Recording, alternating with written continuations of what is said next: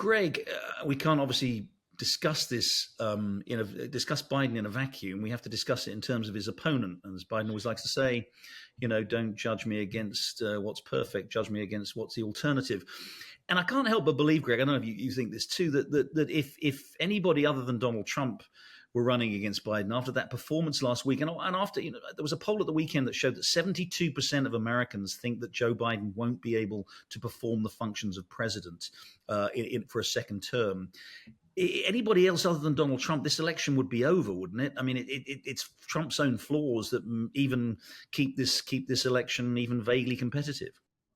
Well, Jerry, I think that's broadly right. But on the other hand, I think we commentators both underestimate and overestimate and can never quite pick Trump quite right. I mean, he's a very dynamic character. Those rules suited him incredibly well because they reinforced the quality he lacks more than any other, which is self-discipline. And, Trump, actually, it's the first time ever you could say less was more. He didn't go bananas when Biden went incoherent. He just kind of looked, doleful and sagacious in a way. But look, I'd offer a couple of thoughts on the state of the campaign right now. Firstly, everything I know of Biden tells me he won't quit. And leaders have this insane self-belief, both successful leaders and leaders who ultimately fail.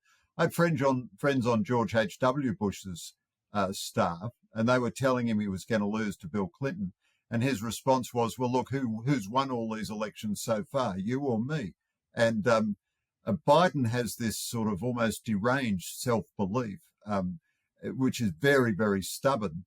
The other thing, though, is that means it's from here, it's Trump's to lose, and the main person who can beat Trump is Trump. But the Democrats now will be very sedulously searching for something else which changes the dynamic. So what could they possibly do? I mean, I'm not suggesting the New York judge is in the pay of the Democratic campaign, but does he now put Trump in jail? That would tear America apart and lead to gross strife and so on, but it would probably energize the anti-Trump vote as well as the pro-Trump vote. No one, it seems to me, is going to vote for Biden, but tens of millions of people still likely to vote against Trump. And I think Democrat strategists would be looking at what bomb can they explode, which changes and when you're losing, the final thought, when you're losing and losing badly, desperation, double or nothing bets have their appeal. Yeah, Kim, Greg's point about sort of Biden's self-belief, and indeed all presidents' self-belief does remind me. Forgive me, I've used this phrase, this anecdote before, but I always remember John McCain famously saying the only known cure for presidential ambition is embalming fluid. And I sort of fear with Joe Biden we may be quite close to testing the actual literal quality of that claim. But do you think Greg's right that essentially that the only thing that can now actually defeat Donald Trump is Donald Trump himself?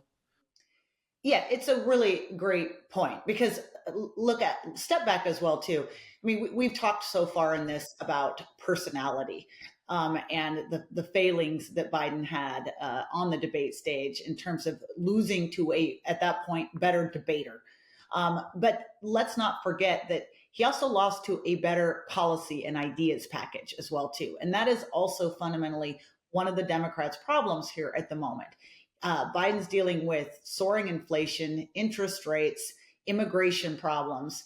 These are policies that they have adopted. They cut against the grain of a lot of what we've learned over the years from the Reagan years. Even some of Biden's predecessors had understood some of those lessons, like Clinton. We've now seen a very dramatic turn back to the left and progressive views. And that has resulted in an economy that is failing for a lot of people. Folks are just very angry at this administration and where they stand in life right now. And but the problem is Democrats don't have anything else, right? They cannot run on the issues. They tried Bidenomics. It didn't work. And so you saw an ad. This is first response from the Biden-Harris team today, in which they entirely had the focus on Donald Trump as a liar and as one of the instigators of insurrection.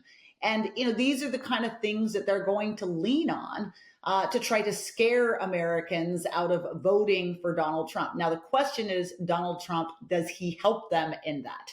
One of the reasons Trump helped himself so well in that debate is as Greg said and Danny said, he restrained himself. He kept himself from being erratic, crazy, saying things that would freak folks out.